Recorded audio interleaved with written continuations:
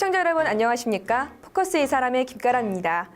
오늘 만나볼 분은 지역 주민 건강의 한 축을 담당하고 있는 분입니다. 또 요즘같이 폭염이 심각한 때에 건강관리에 관해서 자세히 설명해 주실 것 같은데요. 서천군 보건소 김재현 소장 만나보겠습니다. 소장님 안녕하십니까? 네, 안녕하세요. 네, 연일 무더위가 이어지고 있습니다. 현장 직원들만큼이나 소장님도 바쁜 하루를 보내고 계실 텐데요. 이번 여름 어떻게 보내고 계십니까? 예. 올 여름은 굉장히 폭염 때문에 주민이나 저희나 고생을 많은 그런 한 계절인 것 같습니다. 저희 보건소에서는 폭염이 발생하고 약 저희들이 관리하시는 분이 한 7,200여 분이 취약계층이 있는데 거동이 불편하시고 우리 보건소를 이렇게 필요로 하시는 분들이 약 한 270명 정도가 되는데 그분들 건강 관리를 위해서 저희 보건요원들이 열심히 하고 있습니다. 그러시구나. 네, 그 110년 만에 찾아온 기록적인 폭염에 많은 주민들이 힘들어합니다. 특히 어르신들과 어린아이들에게는 치명적인데요. 혹석이 때 건강 관리 어떻게 해야 좋을까요? 예, 그것은 뭐 누구나 다 알고 있는 건데 실천이 문제인 것 같습니다. 거기 더울 때는 더운 데를 피하고 물을 자주 마시고 충분한 휴식을 취하는 것이 옛부터 나오는 그 더위 사냥인데 그런 부분으로 자기 관리를 충실히 해야 될 것 같습니다. 자기 관리를 충실히 해야겠다. 구체적으로 어떤 관리를 해야 될까요? 예. 저희 어르신들 같은 경우는 신체에서 그 열을 발산한다는 그런 조절 기능이 좀 우리 정상인보다 좀 떨어지기 때문에 물을 자주 이렇게 드시고 특히 11시부터 뭐 오후 4시까지는 가급적 외출을 삼가하시고 시원하게 이렇게 몸을 다스리는 것이 좋을 것 같습니다. 여름철에는 주의해야 할 감염병도 많습니다. 비브리오 폐혈증, 중증 열성 혈소판 감소 증후군, 레지오넬라증 등이 있는데요. 증상이 어떤 거죠? 또 예방법은 무엇이 있습니까? 예. 저희 지역은 바다와 이렇게 접해 있어가지고 비브리오균 식중독이 이렇게 많이 발생하는 케이스가 있습니다. 근데 그 치사율이 한 50% 정도 돼서 가급적 몸이 뭐 좋지 않다든가 상처가 있을 때에는 바다를 접하시지 말고 음식을 드실 때에는 물론 안 먹는 것이 최고 좋겠죠. 근데 꼭 드셔야 할 것 같으면은 꼭 완전히 익혀서 이렇게 드시는 것이 그 비브리오 폐혈증의 예방의 지름길이라고 그렇게 생각을 합니다. 발병했을 때 증상은 어떨까요? 증상이 주로 이렇게 발진으로 시작돼 가지고 피부가 이렇게 썩어 들어가는 그래도 결국적으로 폐혈증으로 이렇게 돌아가시는 그런 케이스거든요. 음식을 이렇게 섭취하시고 좀 이상이 되면 바로 의료기관에서 도움을 청하는 것이 좋다고 생각합니다. 보건소의 역할과 또 우리 서천 주민 특성에 맞춰서 보건소가 주로 추진하는 사업들이 어떤 것들이 있는지 궁금합니다. 예. 저희 보건소가 그 옛날에는 뭐 의료기관이 없을 때에는 보건소의 주 업무가 1차 그 주민 진료하고 가족계획 그러한 부분이었었는데 지금에 와서는 우리 식생활이 다르고 이제 소득이 향상됨으로써 만성병이 굉장히 유행을 하고 그로 인해서 사망자가 많이 나오는 그런 케이스로 관리가 되기 때문에 우리 보건소에서는 비상시의 주요 목적은 환자 관리하고 감염병이 발생했을 때에 역학 조치하는 것이 주 임무고 평시에는 아까 앞서 말씀드린 주민 진료하고 건강 증진 업무, 그다음에 모자 보건 업무, 그리고 요즘 고령화 시대에 문제가 온 정신질환이라든가 치매 관리, 자살자 관리 그런 사항 등 이제 국가에서 시행하는 업무를 위탁받아가지고 직접 수행을 하고 있습니다. 저희 서천 지역은 고령화가 아주 심각한 문제가 있지 않습니까? 주로 구체적으로 이제 고령화 어르신들 어떤 사업들을 펼치시는지 궁금합니다. 네, 그건 우리 전국적인 농촌 지역의 보건소가 접하고 있는 그런 현실이라고 판단이 되는데 저출산과 더불어서 베이비붐 세대가 이렇게 늘어난 세대가 지금의 이제 노인층으로 가는 그런 추세에 있어서 전국적으로 고령화가 빨리 이렇게 진행되는 그런 현실에 있는데 우리 서천 지역은 특히 그 심화 시기가 벌써 저희가 43% 정도가 이렇게 진행이 돼서 고령화가 상당히 이렇게 발생을 하고 있습니다. 그 반면에 저희 보건사업의 행태는 주로 이제 이렇게 소집형 교육을 많이 했는데 우리 지역의 특색을 살려가지고 우리가 방문 찾아가서 시행하는 그런 사업으로 거운 모든 사업을 이렇게 변화를 했고요.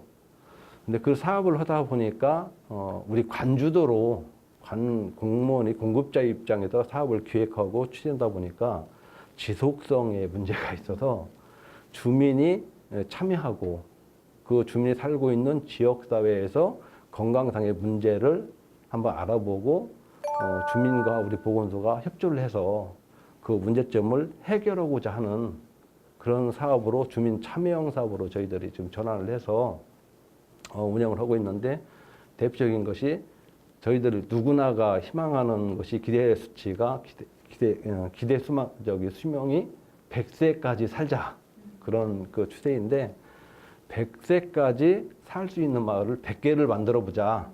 그래서 저희들이 100세 건강 100개 만들기 프로젝트를 하고 있고요. 또 생명사랑 마을이라고 해서 자살자가 그가 많았던 지역을 중심으로 집중적인 정신보건하고 자살 업무를 수행하는 그런 사업 등 4개를 이렇게 운영을 하고 있습니다.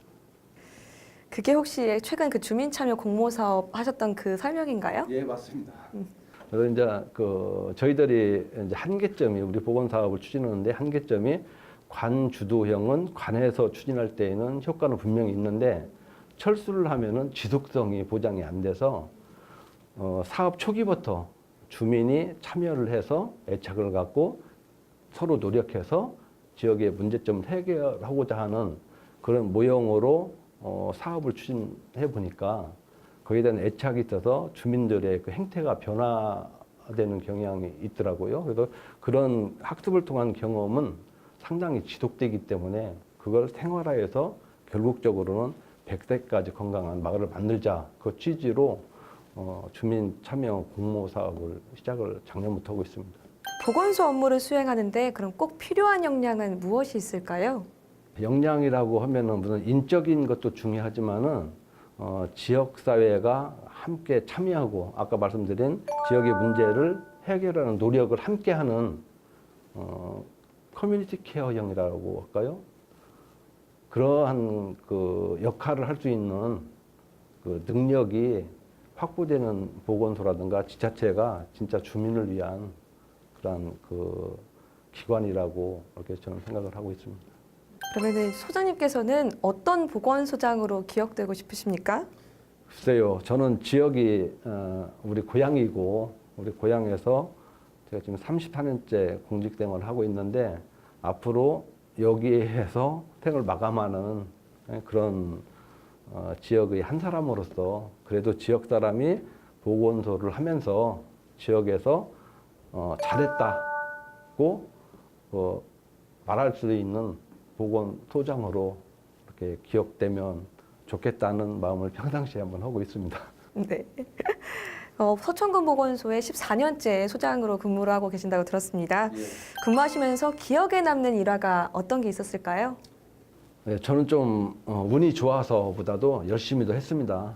그래서 보건소장을 14년째 하고 있는데 최고 기억에 남고 또 기억하기 싫은 것이 응급실 운영 문제입니다. 제가 2006년도에 보건소장으로 부임하고 2009년도부터 응급실이 운영하는 병원이 없어가지고 저희 직원들이 한 8년 정도 작년 9월 일자로 새병원에서 응급실을 개소해서 운영하기 전까지 매일 10시까지 8년간 우리 직원들이 그 야간 진료를 전담을 했었거든요.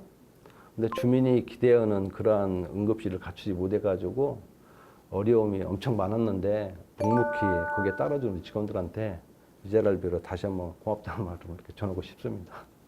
네, 마지막으로 점차 보건소의 역할이 증대되고 있습니다.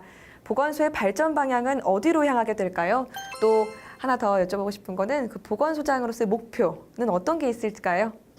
네, 먼저 보건소장의 목표라고 하면은 우리 군정 비전으로 이렇게 하는 행복한 국민 희망찬 서천 거기에 우리 보건소가 추구하는 모델은 희망찬 서천, 건강한 서천 만드는 것이 우리 보건소의 비전이라고 저는 그렇게 생각을 합니다. 소장님의 목표는 어떤 게 있을까요?